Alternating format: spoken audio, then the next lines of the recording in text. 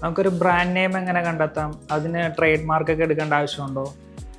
Okay, നമുക്കൊരു brand name നമ്മളിപ്പോൾ ഒരു ബിസിനസ് സ്റ്റാർട്ട് ചെയ്യുകയാണെങ്കിൽ, ആക്ച്വലി എസ്പെഷ്യലി നമ്മളൊരു ഇ-കോമേഴ്സ് ബിസിനസ് സ്റ്റാർട്ട് ചെയ്യുകയാണെങ്കിൽ ബ്രാൻഡ് നെയിം നമുക്ക് ഇന്ന് വളരെ ഈസി ആയിട്ട് തന്നെ കണ്ടെത്താൻ പറ്റും. ഇപ്പോൾ അതിന് ഫ്രീ ആയിട്ടുള്ള സോഴ്സസ് ഉണ്ട്. ഇപ്പോൾ നെയിം ലിക്സ് പോലെയുള്ള സൈറ്റ്സുകൾ.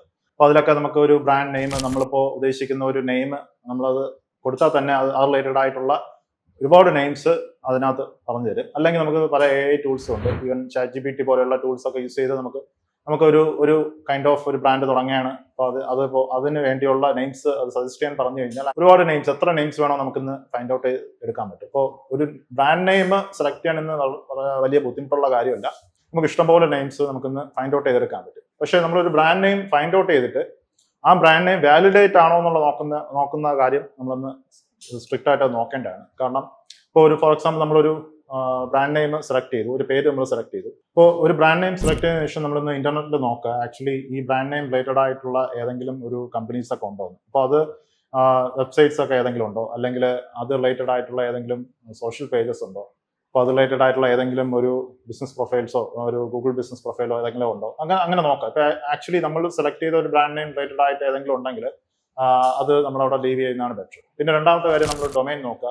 ഇപ്പോൾ .com അല്ലെങ്കിൽ .in അവൈലബിലിറ്റി ഉള്ള ഡൊമൈൻ അവൈലബിൾ ആണോ നോക്കുക ആ ബ്രാൻഡ് നെയിമിന്. ഇപ്പോൾ .com അവൈലബിൾ അല്ലെങ്കിൽ ആക്ച്വലി ആ ബ്രാൻഡ് നെയിം നമുക്ക് ഒന്ന് ചിന്തിക്കാതിരിക്കുന്നതായിരിക്കും ബെറ്റർ.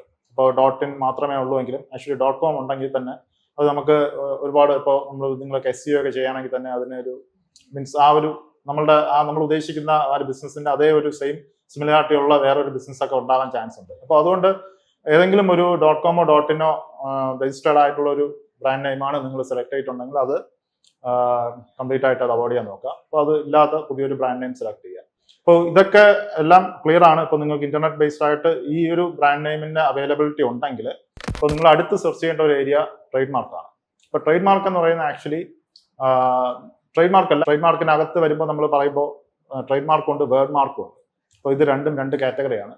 അപ്പോൾ ട്രേഡ് മാർക്ക് എന്ന് പറയുന്നത് ആക്ച്വലി ഇപ്പോൾ ഒരു കൈൻഡ് ഓഫ് സിംബലോ അല്ലെങ്കിൽ നമ്മുടെ ലോഗോയോ അതിന്റെ ഒരു കംപ്ലീറ്റ് ആയിട്ടുള്ള ഒരു ലൈസൻസിനെയാണ് ട്രേഡ് മാർക്ക് എന്ന് പറയുന്നത്. അപ്പോൾ നമുക്കിപ്പോൾ നിങ്ങളൊരു പർട്ടിക്കുലർ പേര്, ഇപ്പോൾ ഒരു ABC എന്ന് പറഞ്ഞൊരു പേര് നിങ്ങൾ കണ്ടെത്തി.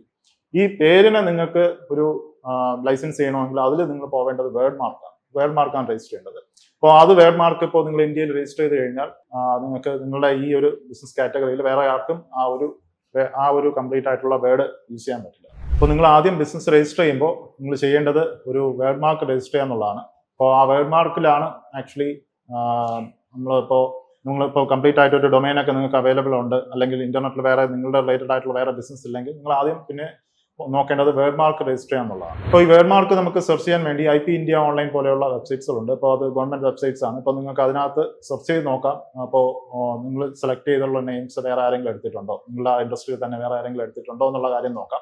അപ്പോൾ അതിനകത്ത് ആരെങ്കിലും അത് അപ്ലൈ ചെയ്തിട്ടുണ്ടെങ്കിൽ നമ്മൾ ആ ഒരു കംപ്ലീറ്റ് ആയിട്ടുള്ള ഒരു ബ്രാൻഡ് നെയിം നമ്മൾ ലീവ് ചെയ്യുന്നതാണ് നല്ലത്. അല്ലെങ്കിൽ നമ്മൾ ബിസിനസ് ചെയ്ത് നമ്മൾ മുന്നോട്ട് പോകുമ്പോൾ ഫർദർ ആയിട്ടുള്ള ഫ്യൂച്ചറിൽ കോൺസിക്വൻസ് ഒക്കെ നേരിടാനുള്ള ചാൻസസ് ഉണ്ട്. ഇപ്പോൾ ആ ഒരു ബിസിനസ് നിങ്ങൾ ഏതെങ്കിലും ഒരു ക്ലെയിം എന്തെങ്കിലും ചെയ്യുകയാണെങ്കിൽ ആക്ച്വലി നമ്മൾ അന്ന് ബിസിനസ് വൈൻഡ് അപ്പ് ചെയ്യേണ്ട ഒരവസ്ഥയൊക്കെ ഉണ്ടാവും. അപ്പോൾ അതൊക്കെ ക്ലീൻ ആയിട്ട് നോക്കുക. ആക്ച്വലി ഇന്ന് അതൊക്കെ വളരെ ഇമ്പോർട്ടൻ്റ് ആണ്.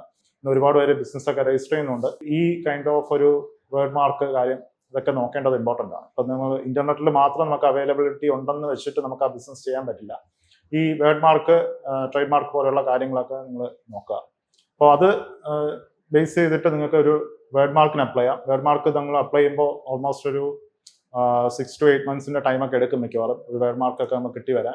അപ്പോൾ അതിനൊരു കോസ്റ്റ് ഉണ്ടാവും. ഒരു 10,000 പ്ലസ് കോസ്റ്റ് ഒക്കെ മിനിമം ഒരു കോസ്റ്റ് ഒക്കെ നമുക്ക് വരാൻ ചാൻസസ് ഒക്കെ ഉണ്ട്. അപ്പോൾ അതിന്റെ ബേസ്ഡ് ആയിട്ടുള്ള അറ്റോർണീസ് അല്ലെങ്കിൽ അതിന്റെ അക്കൗണ്ടൻസ് ഒക്കെ ഉണ്ട്. അപ്പോൾ അവരുമായിട്ടൊക്കെ കൺസൾട്ട് ചെയ്ത് നിങ്ങൾ ഈ ഒരു വേർഡ് മാർക്കിന്റെ കാര്യങ്ങൾ പ്രോസസ് ചെയ്യുക. അപ്പോൾ നമ്മളിപ്പോൾ ഒരു ബ്രാൻഡ് രജിസ്റ്റർ ചെയ്ത് മുന്നോട്ട് പോകുമ്പോൾ ഈ കാര്യങ്ങളൊക്കെ നമ്മൾ കൃത്യമായി നോക്കുക. അതിന്റെ ഇന്റർനെറ്റ് അവൈലബിലിറ്റി ഉണ്ടോ നോക്കുക ആദ്യം. അതുണ്ടെങ്കിൽ പിന്നെ ഈ ട്രേഡ് മാർക്കിന്റെ കാര്യങ്ങൾ അല്ലെങ്കിൽ വേർഡ് മാർക്കിന്റെ കാര്യങ്ങൾ നോക്കുക. അപ്പോൾ ഇത് രണ്ടും ഉണ്ടെങ്കിൽ ആക്ച്വലി നമ്മൾ സേഫ് ആണ്. നമുക്ക് ഈസി ആയിട്ട് നമ്മളുടെ ബിസിനസ് നിങ്ങൾ ഉദ്ദേശിക്കുന്ന ബ്രാൻഡ് നെയിമിൽ സ്റ്റാർട്ട് ചെയ്യാൻ പറ്റും.